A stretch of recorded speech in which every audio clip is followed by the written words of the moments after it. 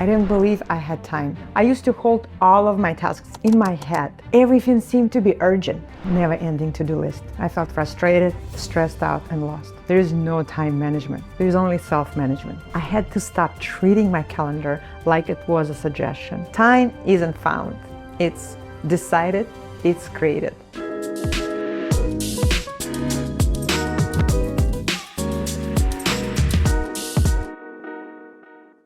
How to make time when you don't have it. I made $20,000 in just 1 month, working only 4 to 5 hours a day. The truth is, I didn't get lucky. I just stopped trying to manage the clock and started managing myself. I used to live in this state of desperation where I didn't believe I had time. I was the one working late nights, staying up with my laptop in coffee shops, and feeling this anxiety about the never-ending to-do list. I felt frustrated, stressed out, and lost. But now, when I look at my calendar, I feel confidence and I feel at peace. I run a multiple six-figure business, and in this episode, I'm going to share specific tools and proven strategies that made this possible for me and for my students, so it can become possible for you too. I didn't arrive here by managing time. I arrived here by managing myself. So if you feel like life is happening to you instead of for you, this episode is dedicated for you. I'm sharing practical, powerful, life-changing shifts that have worked for me and for my online business students. I trust that what I will share will inspire a change for you too. So step 1, it's not time management. It is about self-trust. So the deep truth that I've uncovered is this. Your relationship with time is simply your relationship with yourself. There is no time management. There is only self-management. So I used to treat my 24 hours in a day not like precious 24 diamonds, more like 24 pennies.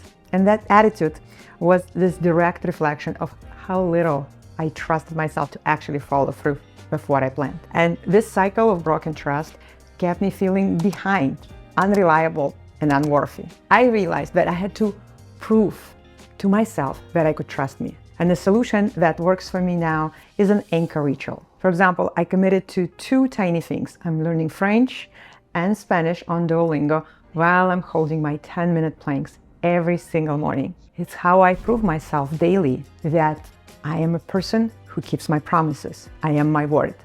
And that trust gave me confidence. And that confidence helps me create time. Listen, if you don't trust yourself to do what you have on your calendar, then your calendar becomes a lie and your relationship with yourself is broken. So a thought that I found to be transformative is I am my word. Think about the simplest promise that you broke to yourself this week. And if this resonates with you, maybe try that one simple commitment where you keep it. You give yourself your word, you follow through for the next 24 hours. And then you can start that positive ripple effect, just like it has transformed my life.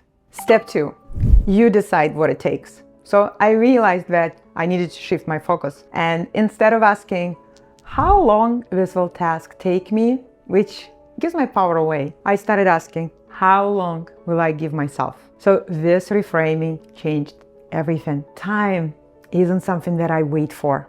It's something that I decide and allocate. This is what I call the time expansion principle, because my brain will automatically take as long as I allow it. So I found that I needed to give my brain a firm deadline and force focus and create momentum. So now I decide ahead of time. For example, this podcast outline gets 60 minutes, period. And I get it done. So the clock isn't stress. It's a boundary that actually saves me. And I learned that prioritizing B- work when I'm being productive and efficient, but not perfect, is the path to freedom. I often ask myself this question: is the time block that I've assigned to this big, scary task serving me? And I realized that sometimes setting a non-negotiable end time actually sparks more focused action. So for you, perhaps clarifying your time boundary for a task could reveal this very powerful step towards reclaiming your time. Step number 3, plan ahead, then honor your calendar. Plan it, commit to it, honor it. So this simple framework is how I went from chaos to creating a multiple six-figure business, working just 4 to 5 hours a day. I used to hold all of my tasks in my head and everything seemed to be urgent. And then I learned to empty my brain, schedule my tasks, and let the calendar be my single source of truth. So this means my calendar is the only place that I look to know what to do next. I simply learned not to argue with it. And I remember when I earned back the entire 25K investment in just 2 months because I planned out exactly what I needed to do in the business mastermind where I invested. So schedule everything, follow through. I compress my timeline dramatically by choosing commitment. I treat every appointment on my calendar like a sacred contract. So when work is done,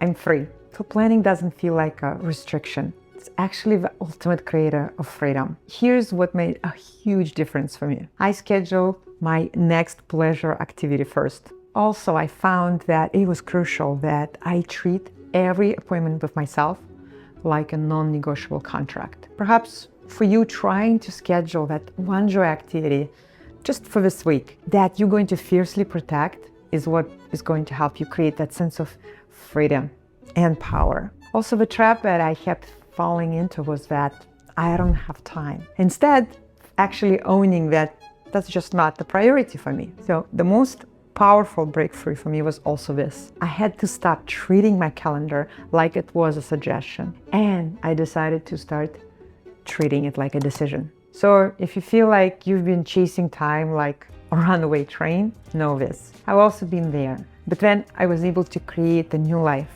using these exact strategies and tools where I'm trusting myself more, I'm honoring what I said I will do, and I decide to allocate my time. To recap, there are 3 steps that I took. Step 1, it's not about time management, it's about self-trust. When you keep your word to yourself, you get your time back. Step 2, you gotta decide what it will take. So instead of asking, how long will it take me? You can start asking, how long will I give myself? And then step 3, plan ahead and then honor your calendar. Your calendar is not a wish list.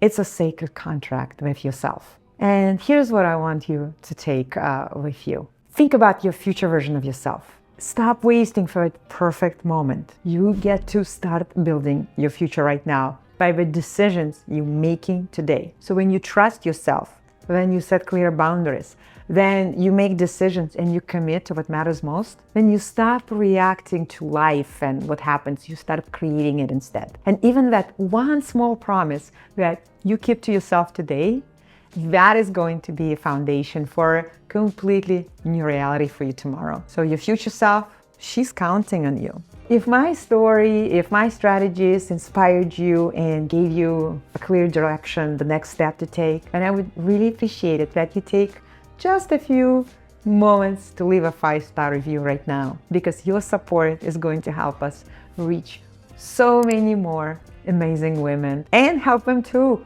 start making time even when there's none. Thank you so much for being here with me. Time isn't found.